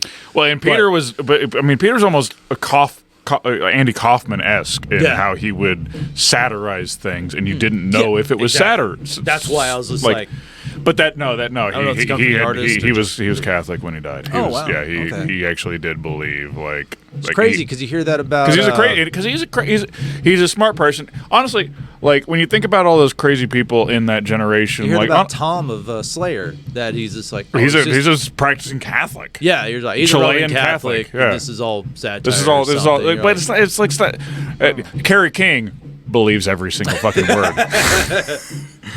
But Tom Araya is like he's like, it's something that if I understood it when I was younger, it would cheapen it.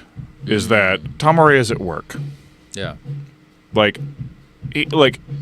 He doesn't. It's not making it up. It's not bullshit. Yeah. But he knows that he's trying to get. He is engaged in what he's doing. But he's a practicing fucking Catholic. He doesn't actually think that God hates us all. He thinks that that's an impactful thing, and that's something that we should think about and consider. But that's not like he's his. Also, and Tom Araya is kind of dumb. Like all those dudes are like you watch an interview with the dudes from Pantera. Yeah. Like you guys are really good at what you do. And anybody can start them and then you can end them. Like, no, Vinny, that the rumors can't be ended. That's kind of what rumors like. Like just like into the language that they use. But and so to contrast with that, you got guys like Peter Steele and guys like Marilyn Manson, who Brian, he's a wildly intelligent human being. His crimes aside, his transgressions against consent aside, he's a smart fucking person, and he's said a lot of smart things over his years. He's done a lot of awful things over his years as well. Actually, got a text from one of my good chick friends, Casey, and she was talking about whenever the Manson stuff came out, because she was an old goth girl and she loved the shit out of Manson, and she texted me just kind of out of the blue, and she's like, "It must be nice having your favorite artist be dead, so nothing else new has to come out."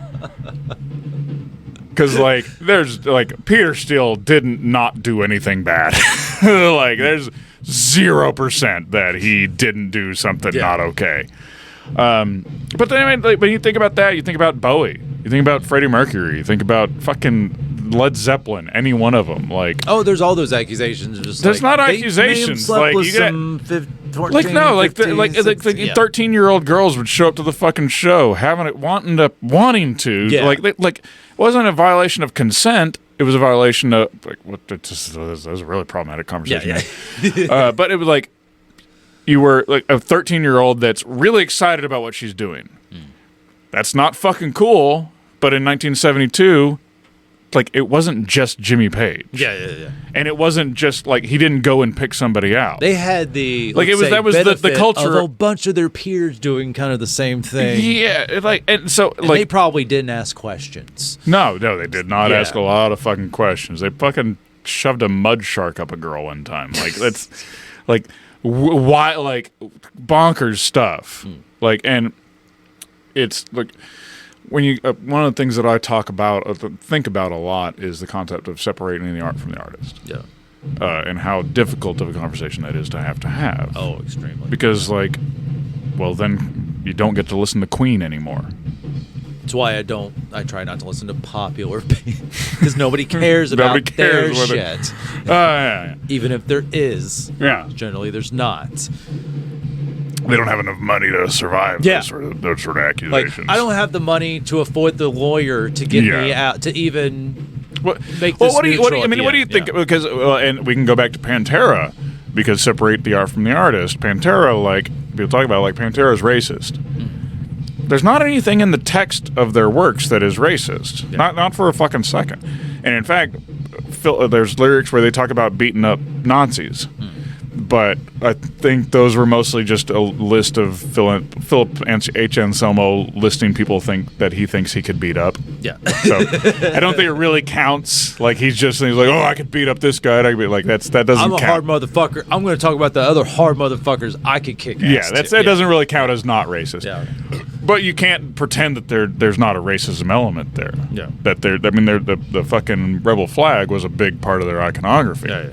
But of course, that was back before people were analyzing that as thoroughly as we are now, and as thoroughly we should have been the whole fucking time. And I've said before, like, the guys in Pantera are racist just because they grew up in the South and they're dumb. That's all it is. Like, they're really good musicians, but they're also just really socially just dumb. Yeah. And especially if, like, they talk about the Abbott brothers, they grew up with all these musicians around, so they grew up in their bubble. Phil had country. Their dad was a country producer. NOLA bubble, right? Yeah, that birthed like Crowbar and I Hate God and all that, and then eventually they met up. And I don't know Rex's background. He's a Dallas guy too. Yeah, just whatever. Yeah. Oh, taxes. Shit. Yeah. that was his issue. Yeah. But it was just kind of like they had their their privilege bubble, which, and then they shot it. They formed Pantera, and then found the Pantera sound. Yep. And then blew the fuck up. Yeah. And and then it's like, of course, they have fucking problems, and it's documented on those fucking videos, but it's also just kind of like music still slaps though. It's still like, and it's like, if it was like, you got a band like Screwdriver. Yeah. Like, that band is racist. That was their intent. That's that's in the text of the music. That is what they are trying to do, is be racist and super cool about it. Yeah, and play to people that are also racist. Yeah. And now the element of with Pantera, like, you can't pretend that, like, there's nothing there. Oh no, there's the fuck something there, but it's a meta. Like, there are people that, if you remove it from the world that it was in, and from the iconography, and from the overall things that were going on, and you just play that shit for some fucking metalhead, and like you got the Who now, the HU, the Who, like, there's metal all over the fucking planet, and there's people all over the planet that fucking love Pantera. And it's because they can kind of remove it from that context, especially younger people. Like, that's something that I've noticed before, is like how, God, there's a band, it was a number of years ago now, I mixed for a band that was young, and they did a medley of songs, and in that song they did like Alice in Chains and Rage Against the Machine, all sorts of stuff, and then they closed it on a Limp Bizkit song. And now I the fuck love Limp Bizkit, and I will take every every ounce of negativity that they deserve. Yeah, and I'll speak to that, and I'll address that. I don't pretend it doesn't exist, and then I'll tell you about how but yeah, they didn't sell platinum albums for no reason. Yeah. But I remember they just kind of folded it into this medley, and I realized that these kids were too young to know that you're not supposed to like Limp Bizkit. Limp Bizkit's problematic in a lot of ways. And I could we do a whole nother podcast about Limp Bizkit. Well, hell, I saw like a meme of someone saying how like woke Limp Bizkit was, again in jest, and just kind of like, hey ladies, hey fellas, and the people who don't give a fuck. Those are the three genders. Yeah. I'm like, cool. I'm like, you can interpret anything any way you want, but I'm not saying Limp Bizkit was anti anything. Like, look at like what I think Fred's, I don't think there's any like social problems with Limp Bizkit, but yeah, I mean there is lyrically you can pick apart anything. But, yeah. But I think it's funny how you can turn like lyrics into a lot of different things. Hey, guess what? They're super open minded or something. I go, right. I guess, but you're also implying intent on the lyrics, which Fred Durst cool also dumb. Yeah. Yeah. Wes Borland, pretty smart guy. Great. What a great band. John Otto playing drums, great drummer. God, it's like a lot of those new metal bands, like for how problematic a lot of that stuff is and how awful a lot of it is, made up of a lot of good players. A lot of good bass players in new metal. Like, it's such a weird thing for new metal. Like, it wasn't like punk where it was like you were trash, you're Sid Vicious, and you don't know you're going to die in a heroin overdose in 5 days. Like, these people were like coming at it from a punk rock mentality of like fucking shit up and doing things wrong, but doing it so effectively. Like Sam Rivers is one of the best bass players of the 2000s. Bass player for Limp Bizkit. Oh, wait. Yeah. Oh, it's a good lick. Good little lick. How did I never... I thought John Otto was the bass band. Maybe John Otto's the drummer. I guess I never really remembered the bass player. Apologies to bass players all around the planet. I guess I just never remembered because that could be like Fred Durst, Wes Borland, DJ Lethal. I would have said DJ from that, and it would have taken me a minute to remember House of Pain. Yeah. But I would not be able to tell you. Sam I would have Rivers. been like, it wasn't Fieldy. I could tell you it wasn't Fieldy. By the way, Fieldy, for like I just said that like a lot of good bass players in nu metal. Yeah. There's an exception that proves every rule. And that's what sucks is he's one of the most popular nu metal. He formed a lot of my bass playing. Oh, okay. And I'm 1,000% better a bass player than he has access to. Like, no matter how much he worked at it, he will never be as good. Like, if he decided to start, like, I'm gonna really work at it. He wants to make Fieldy's dream too. Oh God, He could not afford Ragus. But the damn thing is like whether or not somebody knows what they're doing, they can still do something good. And they can still influence people. Because, I mean, Fieldy's bass playing, like, just the big, giant fucking slap hands. Like, you ever see me play bass? Like, my hand is up above my head, and then I bring down and bash the shit out of my bass. That's Fieldy. Like, I'm a great fucking bass player. And I built it off of players that had all sorts of different things going on. And Fieldy was one of those players. He's a fucking wildly important bass player. Like I'll talk shit on him all day, but like he had 3-4 platinum selling albums. Yeah. Like I'm not the only one that listened to this motherfucker. Yeah. Like a lot of people are playing bass differently because of Fieldy fucking Arvsey, Reginald goddamn Arvsey. And what's funny about nu metal is one, that's what eventually got me into like hard metal. Heavy Same shit. for me. And what's weird, like nu metal, you had plenty, like nu metal kind of like after like the decade kind of pause that kind of heavier music took from female fans, nu metal kind of was just kind of like no, we can rock you too. Yeah. I want to say like Limp Bizkit probably had your General Florida chick or something like that. Yeah. Like because obviously Florida Panhandle. Yeah, exactly. Yeah. Which Tallahassee. Limp Bizkit, big from Jacksonville, knew who they were playing to. Yeah. Probably didn't know that this shit was going to vibe all across America. Right. But like you had hair metal that I guess plenty of women were into. It was like Crew, Poison, all that. And then maybe not so much grunge. Yeah, I mean, like it was a different. Because it was vibe. so emotional and like heavy. And like I hate to talk about it, like girls didn't like it. Of course, girls fucking liked it, but like it wasn't as girl centric. Yeah, and because then new metal kind of brought that back a little bit. It did. They're like, girls, we want to rock you too. Yeah, yeah. It's not just because I'm sad about girls. Yeah, it's like no, I'm happy about girls, especially Limp Bizkit. Especially Limp Bizkit. Now, many people know Fred Durst has a sex tape, which is no Tommy Lee, Pam Anderson level of chicanery. It's just Fred Durst in an apartment on a couch, which is kind of like. Yeah, like, that I believe was his directorial debut, which not a lot of people. I've seen the Peter Steele Playgirl. That's as much rock star dick as I need to see. That's one of the funniest fucking like stories of how he did that. Thinking, what the thing is, right? That he was like, did that. He's like, yeah, a bunch of chicks are gonna see this, and then it's like they found out later on. It's like, man, nearly 40% of people that read that magazine are female. Yeah, he's just like, oh, that means. 60%. The math works out. Okay, yeah. But who knows how many? Who knows? I'm curious as how many dudes saw that episode of that issue of Playgirl, who had maybe never heard of Typo Negative, weren't even into heavy music, were just like, who's this Adonis? Yeah. Oh my God, look what he's packing. Yeah. And then they checked out Typo Negative, and they're kind of like, huh. Yeah. I get it. This is kind of.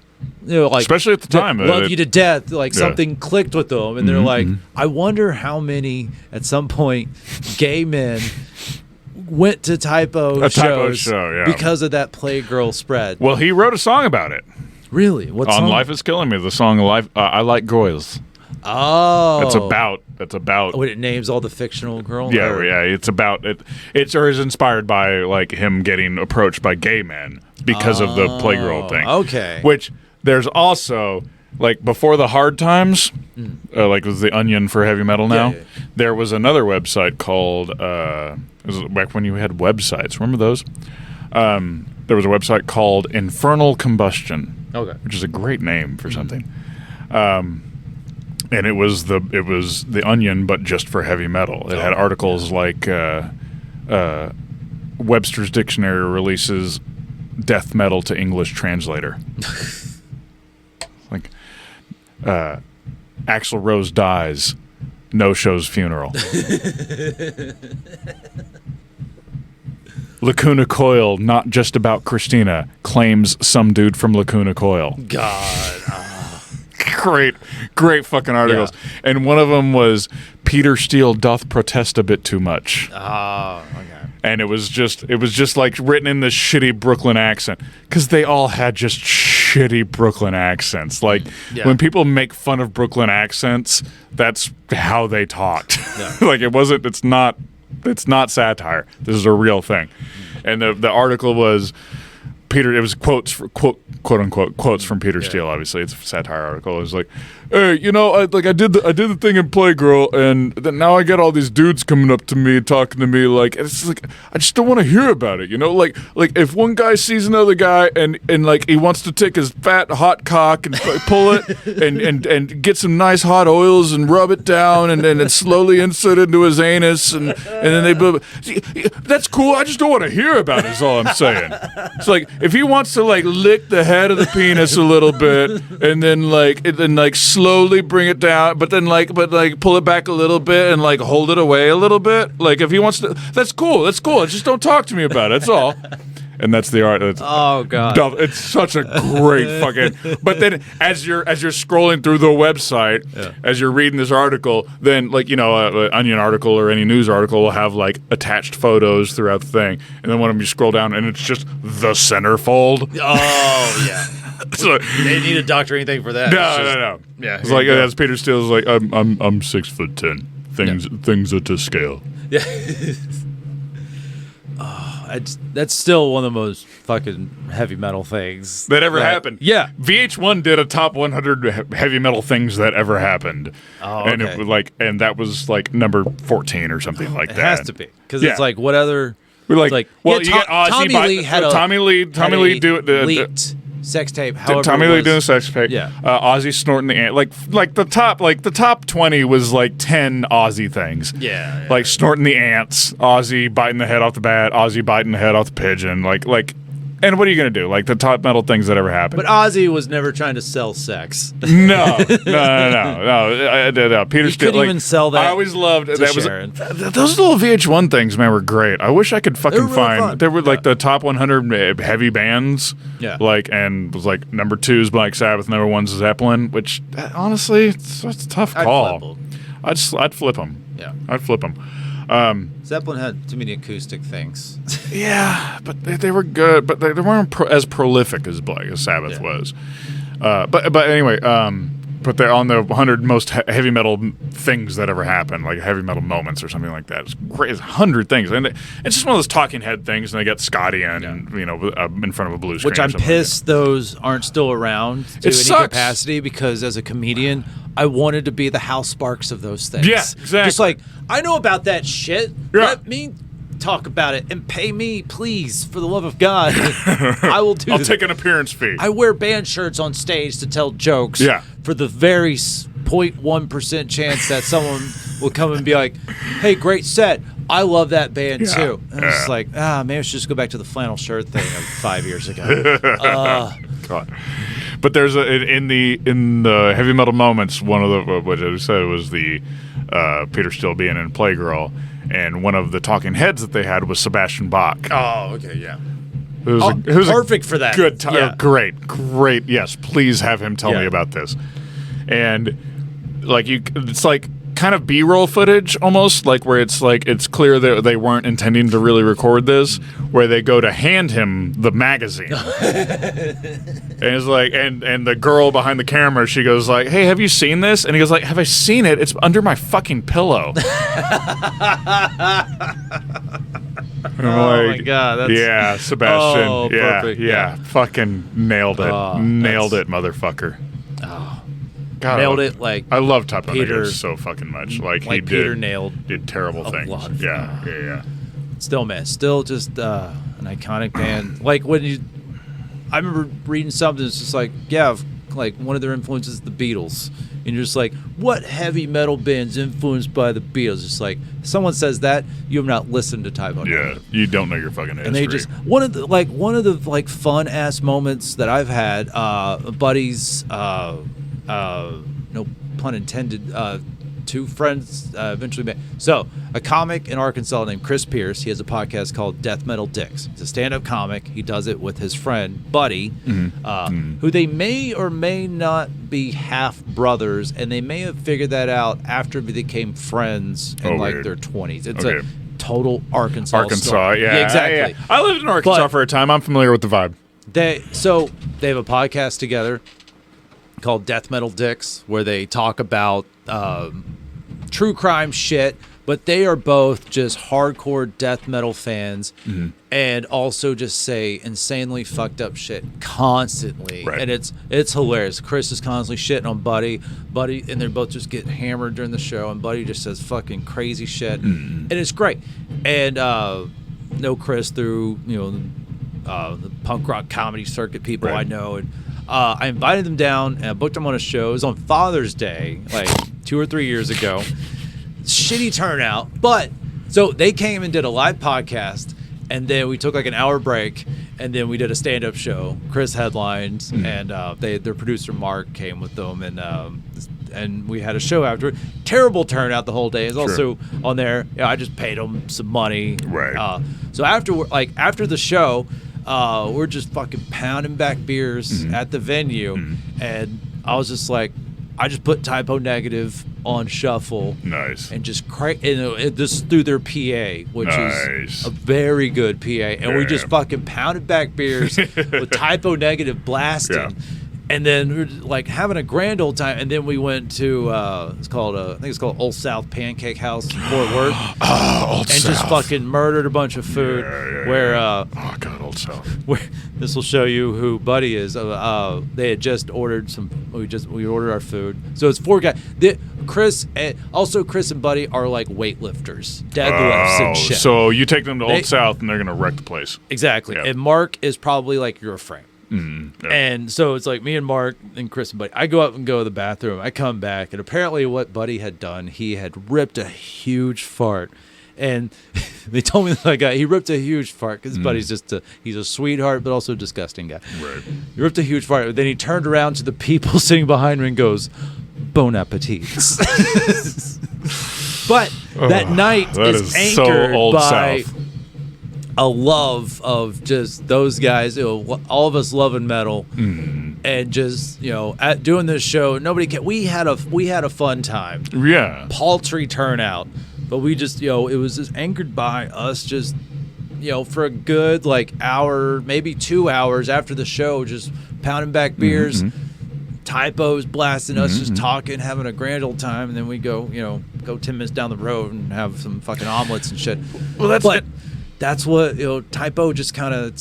They're just a band that has all these different kind of genres that they melded into this one sound, and it's just you just don't get bands like that. No, you don't. Well, you talk about the having a good show, having a good night, but despite the fact that you had a low turnout. Yeah. And that's something that speaks to me a lot because, I've played a lot of shows that are fucking ballin' outrageous, bonkers, packed out, blah, blah, blah, blah, blah. And those are super fun. And I've played a lot of shows that there's fucking nothing going on. Nobody there. Bullshit. And the amount of fun the difference in the fun that I had in those big shows and those shit shows, not as different as you would think. Hanging with musicians and fucking having a good time. Yeah. You have the right people there. It doesn't matter who saw or who attended or not. I mean, it doesn't not matter. Oh yeah. Well, yeah. But I've done shit shows and shit venues and shit cities and had a goddamn blast. Just go to the fucking van and shit on everything that you did that night and just goddamn be pleased as fucking punch. And there might be a couple of people that there's gonna be a couple that were there and they're part of the fun now. Yeah, it's you were part of the shitty. It's experience. just come join us. But you're true blue, so you're with us. Yeah. The silly shit that we would do to out on the road, the ones that we would play this game called the name game. It's just nonsense. Basically, we would have everybody in the fucking van. There'd be 6, 8, 9 of us or whatever, how many it was. And one person would start the game by saying a famous non-fiction person, a real person. And so you'd say Alan Rickman. You just say a name. And then the next person in the rotation had to say another person that had to start with. The first name had to start with the same letter as the last name of the person that just got said. So you did an R, Ricky Gervais or something. Ricky Gervais, yeah.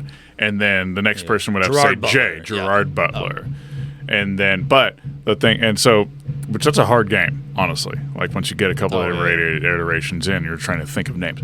But the really fucked up thing is that if you do, instead of saying, blah, blah, blah, you say Ricky Ricardo. If you do a double letter, it flips the rotation. So now the person that just spent... It's a reverse Uno card. It's a reverse Uno card, which makes it really tough because you'll sit there and you'll be think of a person's name that starts with the letter L, and you'll just be fried.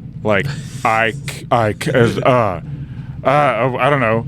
I don't know. Lance Archer. It's a wrestler, I think. Oh, okay.